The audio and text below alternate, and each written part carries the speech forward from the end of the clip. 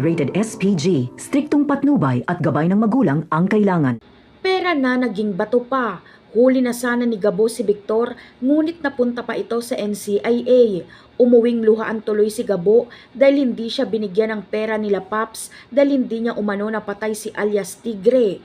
Pagpunta ni Gabo sa ospital ay mas lalong lumala ang kalagayan ng kanyang ama at ayon sa doktor ay hindi na daw magtatagal ang buhay nito kapag hindi agad maoperahan. Kaya naman, bumalik si Gabo kay La Paps at nagmakaawa para makahiram ng pera. Nangako siyang pagtatrabahuan ng perang uutangin. Ngunit hindi nagbigay ng pera si Paps, bagkos ay tapusin daw umano ni Gabo ang misyong ito. Ito ay ang mapatay si Tigre. Alam kasi ni Paps na makakalabas agad sa kulungan si Tigre dahil sa impluwensya ng pamilyang ito.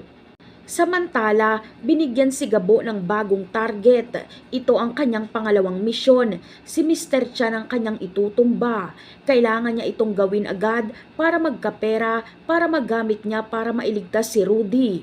Muli na namang magkukross ang landas nila ni Sam dahil si Mr. Chan din ang target ng mga NCIA. Sa pagkakataong ito ay mapapaisip na si Sam na hindi ordinaryong tao si Gabo dahil tinutugis nito ang masasamang tao.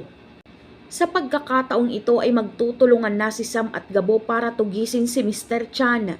Napapaisip si Sam kung sino ba talaga si Gabo. Bakit hinahabol nito ang mga taong hinahabol din nila? Alam ni Sam na kung hindi dahil kay Gabo ay hindi niya mahuhuli si Tigre. Kaya may utang siya kay Gabo. Ito na ang simula ng paggaan ng loob ni Sam kay Gabo. Hindi ito nawawala sa isip niya. Napakarami pa nating dapat abangan sa mga susunod na episode. Paalam!